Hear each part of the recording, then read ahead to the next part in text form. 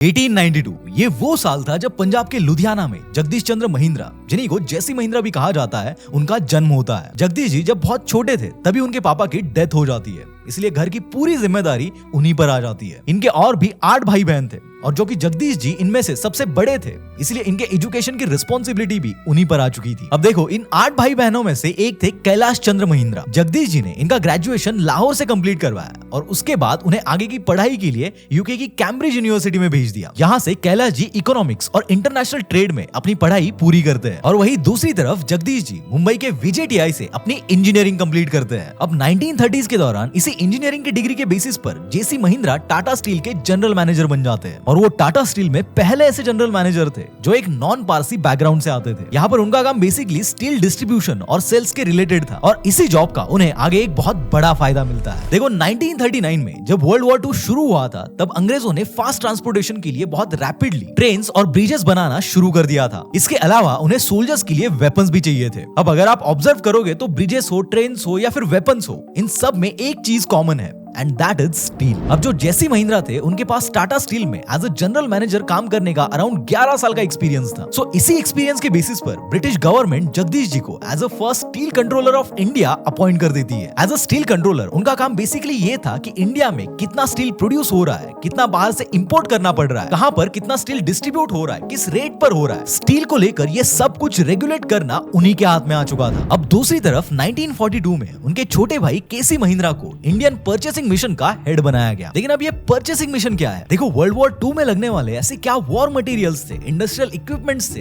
Advance technology थी जो Britishers America से ले सकते थे, उसे फिगर आउट करके इंडिया लेकर आना, यही इस मिशन का मेन काम था। इन सब चीजों के अलावा ब्रिटिश इंडियन आर्मी को और ज्यादा स्ट्रॉन्ग बनाने के लिए केसी महिंद्रा, जो कि इस परचेसिंग मिशन के हेड थे, वो अमेरिका से इंडिया में एक व्हीकल भी भेजते थे और यही वो व्हीकल था जो आगे जाकर इन दोनों भाइयों के लिए गेम चेंजर होने वाला था।